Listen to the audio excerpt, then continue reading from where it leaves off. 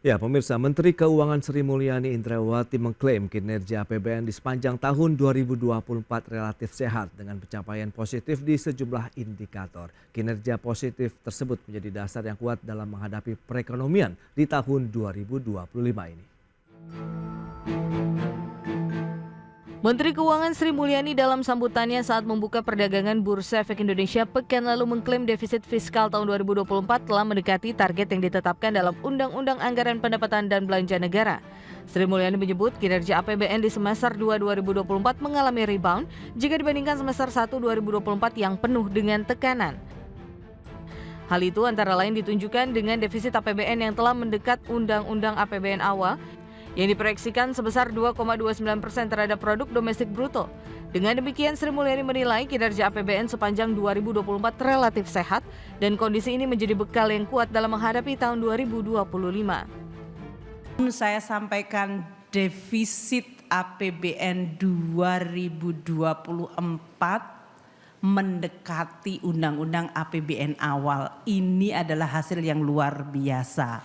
Lebih kecil, jauh lebih kecil dari laporan semester yang waktu itu diprediksikan 2,7, jauh lebih kecil. Artinya APBN kita tutup di tahun 2024 dengan relatif sehat, aman, dan itu menjadi bekal yang kuat untuk memasuki 2025. Sri Mulyani menguraikan penerimaan negara yang sempat mengalami tekanan di semester 1 2024 kembali pulih pada semester 2 2024 meskipun diakui tidak tumbuh signifikan serta tidak mencapai target yang ditetapkan semula yakni sebesar 2.802,5 triliun rupiah. Sementara belanja negara di 2024 juga tercatat naik signifikan, terutama ditopang oleh belanja kementerian dan lembaga yang secara keseluruhan naik di atas 6%. Berbagai sumber IDX Channel. Ya, pemirsa, untuk membahas tema kita kali ini, strategi menjaga APBN tetap sehat di tahun 2025 sudah tersambung melalui Zoom bersama dengan Bapak Satya Widyayuda. Beliau adalah anggota Dewan Energi Nasional periode 2020-2024. Ya, halo, apa kabar Pak Satya? Baik-baik, Alhamdulillah. Apa kabar? Siap, kabar baik juga. Terima kasih atas waktu yang disempatkan Pak Satya dan sudah bergabung juga ini ada Mas Eko Listianto, Wakil Direktur Indef. Halo, apa kabar Mas Eko? Alhamdulillah kabar baik Mas Pras. Siap, terima kasih atas waktu yang disempatkan. Dan sebelum membahas lebih jauh Mas Eko, kita akan review terlebih dahulu kinerja APBN di sepanjang 2024 nih dari kacamata Indef seperti apa? Ya, tadi juga disampaikan di pengantar ya bahwa defisit tidak melebar seperti di outlook yang semula gitu ya. Artinya ini ada resiko-resiko dalam perekonomian yang kecenderungannya sedikit menurun ya katakanlah di semester kedua ini yang dimana semester 1 itu kan lebih banyak ya aspek geopolitik ya di dalam negeri juga lagi ada perhelatan politik juga begitu. Nah, saya rasa sih sebetulnya secara keseluruhan walaupun ini kecenderungannya lebih positif ya di 2024 artinya kita bisa menjaga defisit sesuai dengan target awal begitu, tetapi yang harus juga dilihat adalah bahwa sebetulnya kalau dalam konteks kebijakan APBN ya kita men-setting defisit itu kenapa harus defisit itu karena mau mengejar pertumbuhan ekonomi gitu. Jadi kalau defisitnya terjaga terus pertumbuhan ekonominya mencapai 5,2 sebetulnya ini memang sebuah katakanlah ya skenario yang ideal gitu ya, atau realisasi yang ideal gitu. Tapi kalau defisitnya terjaga tapi pertumbuhannya ekonominya masih sedikit di bawah dari target ya sebetulnya ini bagaimanapun ini sebetulnya kemampuan untuk katakanlah ya mendorong APBN untuk optimal mendukung perekonomian ini menurut saya sih masih kurang maksimal begitu Mas Pras ya karena tadi gitu aspek defisitnya terjaga tetapi kan ini kalau kita lihat juga berkat kebijakan-kebijakan terbaru ini ya katakanlah menjelang akhir-akhir itu kan banyak perjalanan dinas dibatasi dan sebagainya sehingga ngerem di akhir kayak gitu, ngerem mendadak lah kira-kira saya rasa bagi para birokrat menyadari itu ya jadi sudah merencanakan mau beberapa kegiatan yang sifatnya mungkin agak besar anggarannya kemudian di rem gitu ya itu yang memang bisa menekan defisit ya tapi di sisi lain tentu sedikit banyak akan mengorbankan kontribusi APBN bagi perekonomian ya dan itu mungkin yang terjadi gitu walaupun kita harus nunggu data dari BPS ya untuk pertumbuhan triwulan 4 begitu. Baik, berarti overall sudah oke lah ya kalau kita lihat ya kinerja APBN di tahun 2024 begitu ya, Mas Eko? Ya, lebih Hmm. prudent ya, artinya Hmm. benar-benar sepertinya Kementerian Keuangan atau Bu Sri Mulyani menggunakan strategi untuk lebih hati-hati banget gitu, karena Hmm. ya mungkin melihat outlook ke depannya kan tadi ada tensi geopolitik yang Ya. kecenderungannya kan belum reda-reda banget begitu. Betul, betul. Nah, ini menarik. Berikutnya kita lihat dari sisi review kebijakan sektor energi yang ini menjadi bahan bakar nih dari perekonomian Indonesia di sepanjang tahun 2024. Nah, Pak Sehat ya, bagaimana Anda melihatnya begitu terkait dengan anggaran negara, ada subsidi energi di sana juga.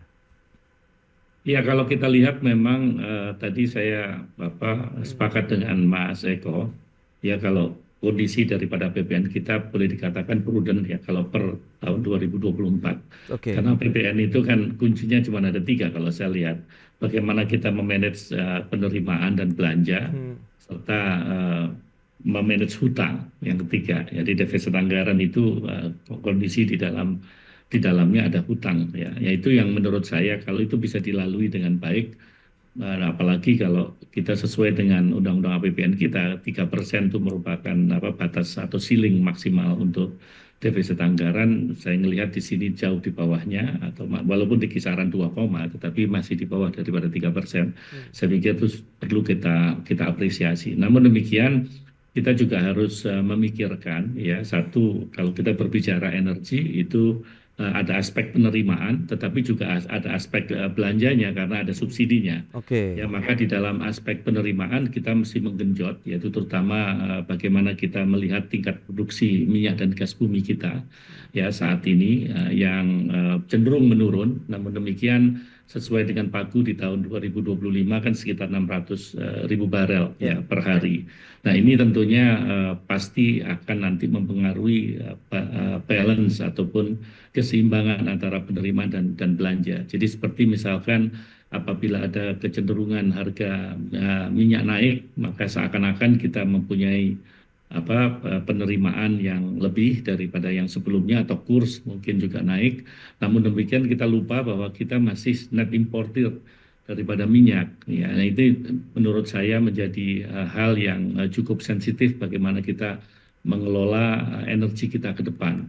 Nah, Oke. kalau kita melihat kuncinya sebetulnya kalau di dalam belanja energi itu adalah tepat sasaran. Ya, karena kita melihat bahwasanya sampai saat ini pola daripada subsidi kita masih menggunakan pola subsidi terbuka. Ya, terutama misalkan untuk distribusi baik itu BBM ataupun LPG. Listrik masih bisa dikategorikan tersegmentasi dengan baik ya, karena yang 450 VA itu fully subsidized, yang 900 dipilah-pilah gitu ya. Sekarang juga mau dilakukan pemilahan gitu untuk lebih betul-betul nanti kelompok yang memang betul-betul rentan itu yang akan disubsidi. Di LPG juga demikian, di LPG masih menggunakan pola distribusi terbuka. Ya, walaupun sudah ada kesadaran di beberapa tempat, sudah ada banyak sekali yang dicoba untuk menggunakan data daripada kelompok miskin untuk yang bisa diberikan tabung LPG 3 kg. Ya. Tetapi untuk lebih daripada itu masih juga penetrasi daripada kebijakan yang membatasi masih kurang keras ya, atau kurang dijalankan dengan baik karena pola distribusi terbuka ini membuka peluang daripada membengkaknya subsidi energi secara keseluruhan. Nah, hal-hal demikian menjadi PR tentunya dari pemerintah mendatang untuk bagaimana kita mengelola subsidi kita. Di samping secara senario utuhnya ya, energi kita beralih daripada energi fosil menuju kepada energi baru dan terbarukan. Walaupun ketergantungan daripada energi fosil itu masih besar. Kalau kita melihat batu bara sekitar 40,46%, minyak itu sekitar 30%, gas 16%, dan EBT 13,09%. Jadi ketergantungan energi fosil di sini masih cukup tinggi. Kita mengarah nantinya adalah menuju kepada EBT sebagai sumber energi yang ramah lingkungan. Nah, ini tentunya juga merupakan satu cara kita memanage belanja daripada keuangan negara di tahun 2025 onward. Baik Pak Satya. Nah, kalau misalnya tadi berdasarkan data tadi yang sudah disampaikan, kemudian bagaimana subsidi energi menjadi concern juga dari pemerintah. Refleksi apa yang bisa kita lihat begitu untuk kinerja APBN di 2024 tadi yang cukup positif untuk bisa menjadikan APBN kita lebih sehat, lebih prudent lagi nih Mas Eko di 2025? Ya, ya ini saya rasa benar ya disampaikan Pak Satya tadi, penting sekali bagaimana menjaga subsidi energi tahun depan itu tidak membengkak ya, belajar dari situasi katakanlah tahun lalu begitu di Oke, 2024. Karena bagaimanapun ya memang subsidi yang masih terbuka itu memang menjadi salah satu concern ya, kadang-kadang apa ya istilahnya tiba-tiba ya di akhir cerita gitu bisa saja itu kemudian menjadi resiko pembengkakan di APBN. Nah, 2025 sebetulnya situasi secara geopolitiknya juga tidak akan kalah sengit ya dengan 2024 begitu, karena betul. katakan ada pemimpin Amerika ya model dengan terpilihnya Trump ini kan Ya, cara ininya beda ya, cara memerintahnya seperti kita sudah pernah punya pengalaman dengan itu gitu ya. Dan betul. itu kemungkinan juga akan membuat tensi geopolitik ya terutama di sisi perdagangan, di sisi ekonomi itu akan lebih volatile begitu. Nah, dari situ mungkin juga ada imbasnya karena kalau kita lihat sampai sejauh ini ya konflik itu Timur Tengah sebagai salah satu katakanlah negara-negara yang punya banyak minyak di sana itu masih terjadi dan itu pasti punya resiko ke harga minyak ya. Terus di sisi lain juga ada China yang ekonominya melambat ya. Jadi berbagai situasi ini tentu akan dalam konteks ini akan menghit juga saya rasa gitu ya kepada energi ya. Energi itu ada dua hal. Dari Oke. sisi produksinya tadi kita sudah impor, tapi yang kedua juga penting Mas Pras adalah rupiahnya mampu nggak kita jaga di 16-an ribu begitu. Yes, betul. Karena kalau itu tidak mampu juga nanti dengan situasi kita sangat tergantung dari impor itu Ya. akan membuat pembengkakan tersendiri juga ya, ada resiko tersendiri juga di situ Mas Pras. Baik, tantangan berarti nampaknya masih cukup kuat juga begitu di tahun 2025. Strateginya seperti apa kita akan bahas nanti di segmen berikutnya. Mas Eko Pak Satya, kita akan jeda dulu sebentar. Dan pemirsa, pastikan Anda masih bersama kami.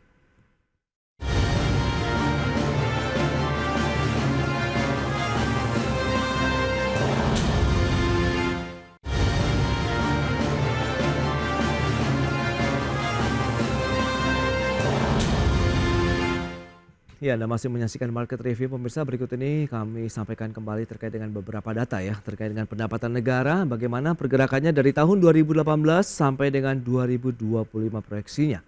Ya, seperti yang bisa Anda saksikan di layar televisi Anda, trennya cukup oke dari sisi pendapatan negara begitu ya, cenderung naik begitu. Karena kita tahu ya ada penurunan di tahun 2020 karena adanya pandemi COVID-19, tapi target di tahun 2025 ini 3.000 triliun begitu yang semoga bisa tercapai begitu ya. Berikutnya defisit APBN.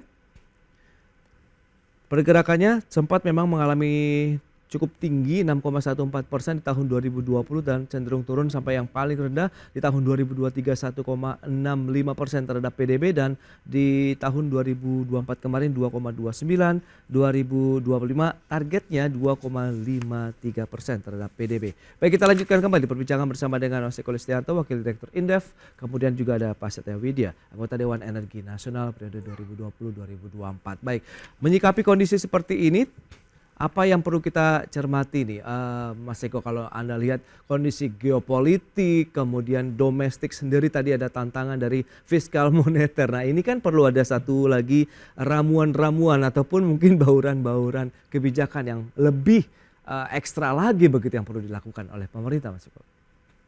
Ya Mas Pras, jadi kalau secara strategi ya bagaimana menghadapi APBN di 2025 ini bisa seperti yang direncanakan.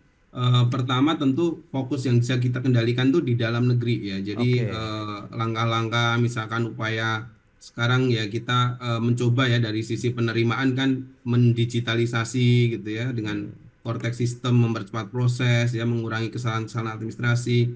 Itu bisa menjadi salah satu jalan ya untuk meningkatkan basis pajak kita juga gitu ya. Oke. Dan kemudian ekstensifikasi juga dari sisi penerimaan harus tetap dilakukan. Serta satu lagi ya peningkatan kepatuhan ya, sebenarnya strategi yang memang dijalankan setiap tahun tapi memang harus selalu dilakukan ya. Memang ini cara-cara walaupun ini memang katakanlah sepertinya tahun lalu juga sudah dilakukan tapi ini terus harus dioptimalkan ya. Yang luar negeri bagaimana? Yang luar negeri ini sisi eksternal yang nggak bisa kita kendalikan sepenuhnya begitu ya. Oke. Tapi setidaknya ada katakanlah tantangan-tantangan seperti memang kemungkinan misalkan yield SBN itu memang kita mungkin akan masih cukup tinggi karena kemungkinan ya penurunan suku bunga The Fed itu juga akan lebih moderat ya di 2025 begitu. Sudah gitu juga ya tadi ya menyambungnya tadi Trump itu akan menggencarkan perang dagang 2.0 ya, itu pasti akan punya implikasi kepada supply chain dan seterusnya, dan itu Ya, konteksnya akan menghit ke inflasi ya. Jadi ada sisi-sisi tersebut yang harus diantisipasi, tapi sekali lagi mungkin juga lebih bagus kita menjaga yang di dalam negeri dulu ya, bukan berarti mengabaikan luar negeri, tapi oke. karena yang bisa dijaga adalah bagaimana sisi penerimaan dan belanja ini bisa efektif ya. Yang kedua ya efektivitas belanja ini penting ya. Jadi mulailah gitu ya untuk mengefisienkan kegiatan-kegiatan yang tidak punya impact kepada perekonomian ya, hanya sekedar katakanlah kemarin sudah dimulai rapat-rapat dan seterusnya, itu dilakukan di dalam kementerian masing-masing itu akan lebih bagus ya. Oke, hal-hal yang Mhm. seremonial lah begitu yang dikurangi ya, Ya. Mas Eko. Nah, ini menarik kalau kita cermati Pak Sehat ya. Anggaran subsidi energi dalam APBN 2025 ini totalnya ada 203,4 triliun, di mana subsidi jenis BBM tertentu dan LPG 113,7 triliun,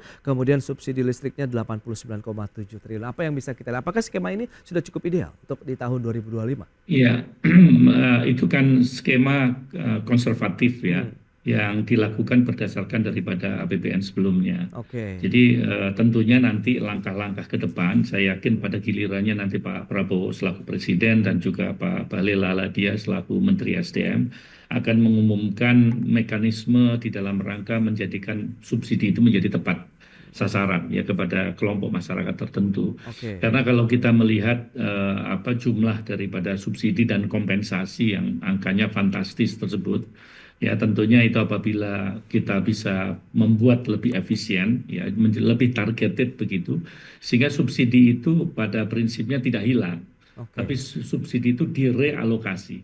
Jadi yang tadinya ke komoditas yang masih mendapat apa kebocoran kanan kiri karena pola distribusi terbuka, nanti lebih menuju kepada yang tepat sasaran. Saya yakin akan signifikan nanti pengurangannya. Itu merupakan salah satu uh, item ya yang boleh dikata bagaimana kita membuat APBN kita lebih efisien.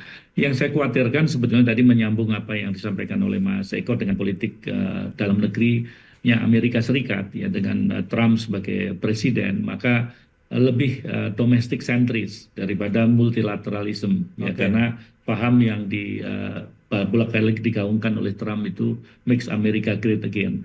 Kita ada ketergantungan dalam konteks energi. Kita impor LPG kita luar biasa besar dari Amerika. Ya, maka yang saya khawatirkan adalah bahwa Amerika akan lebih memprioritaskan domestik daripada mengizinkan komoditasnya untuk diekspor keluar. Nah, ini tentunya Indonesia perlu mendapatkan perhatian ya di dalam konteks karena kita selama ini masih sebagai pengimpor terbesar daripada LPG Iya. dari Amerika. Memang harganya lebih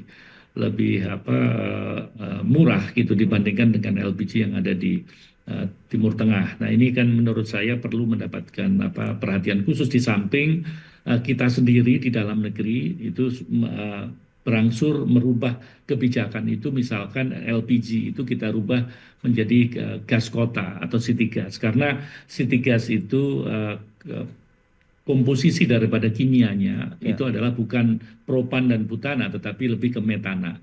Gas kita tuh banyak sekali metana, Mas. Jadi kalau propananya kurang, maka Oke. kenapa LPG tidak bisa kita produksi di dalam negeri. Nah, ini tentunya juga akan banyak sekali mengurangi ketergantungan impor daripada di Amerika. Kalau saya lihat memberikan ilustrasi saja ya kalau kebutuhan daripada minyak nasional kita, kalau dari beberapa artikel yang saya pernah baca, bahwa devisa negara kita itu hilang untuk impor minyak aja sekitar 396 triliun. Tentunya itu menggunakan beberapa asumsi ya, karena tergantung daripada harga minyak Ya. yang berlaku dan juga kurs yang berlaku saat kita menghitung, sekitar 396. Nah, kalau kita melihat dari konsumsi BBM kita, itu sektor transportasi yang paling dominan, itu 49%. Jadi kalau transportasi bisa kita benahi, ya apakah itu nanti dengan mobil listrik yang makin banyak Oke. gitu, tentunya itu akan mengurangi atau bahkan merubah atau mengkonversi daripada BBM kepada BBG, kepada bahan bakar gas. Itu juga sudah akan mengurangi konsumsi daripada minyak yang selama ini kita impor. Ya di sektor industri itu sekitar 34% sendiri. Jadi di industri juga demikian ya. Mungkin nanti akan ada digitalisasi, ya reformasi di dalam sektor industri tentunya itu juga akan Baik. banyak mengurangi konsumsi daripada minyak ya yang ada di sektor industri. Ketenaga listrikan walaupun kecil ya, tapi masih mengkonsumsi sekitar 8% daripada jumlah yang kita produksi nasional plus dengan impor. Dan juga sektor aviasi. Jadi beberapa sektor-sektor ini kalau bisa kita manage sedemikian rupa, tentunya itu akan mengurangi jumlah daripada importasi minyak dan juga LPG ke depan. Itu yang mungkin harus segera diperhatikan dan dikendalikan begitu ya, dengan bagaimana kita lebih fokus lagi untuk pemberdayaan, untuk pengembangan energi terbarukan di Indonesia. Nah Mas Eko, dengan beberapa tadi ini baru satu sektor saja energi gitu ya, memang tampaknya cakupannya cukup besar juga terkait dengan penggunaan dana APBN. 3.000 triliun target 2025, Anda melihat bagaimana? Kita tahu tahun 2025 awal PPN 12% sudah dinyatakan tidak berlaku untuk barang dan jasa yang lengkap begitu ya, dalam artian cukup luas, tapi sudah dibatasi untuk barang mewah. Anda melihat ini menjadi angin segar atau tidak di tahun 2025?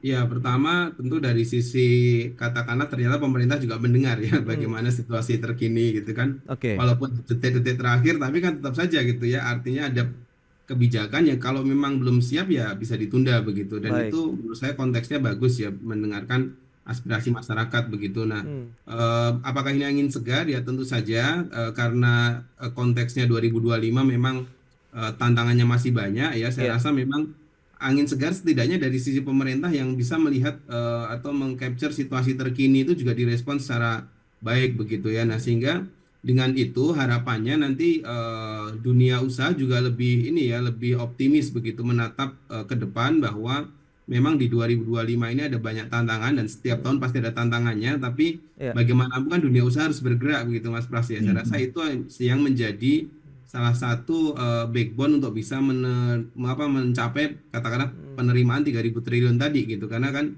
pajak itu kan dari keuntungan ya, dari usaha yang untung gitu kan, sehingga kita harapkan dunia bisnis juga sudah membaik, ada indikator bagus ya di PMI kita sudah mulai ekspansif lagi, itu mudah-mudahan nanti itu berkelanjutan ya.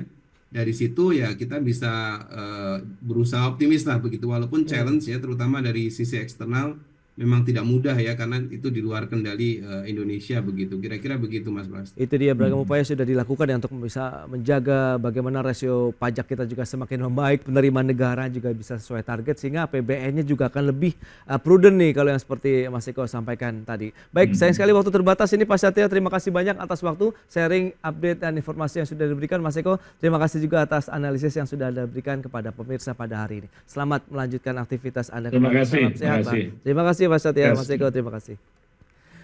Baik pemirsa, 1 jam sudah saya menemani Anda dalam market review, dan perbaharui terus informasi Anda hanya di IDX Channel, your trustworthy and comprehensive investment reference. Karena urusan masa depan harus terdepan. Aku investor saham.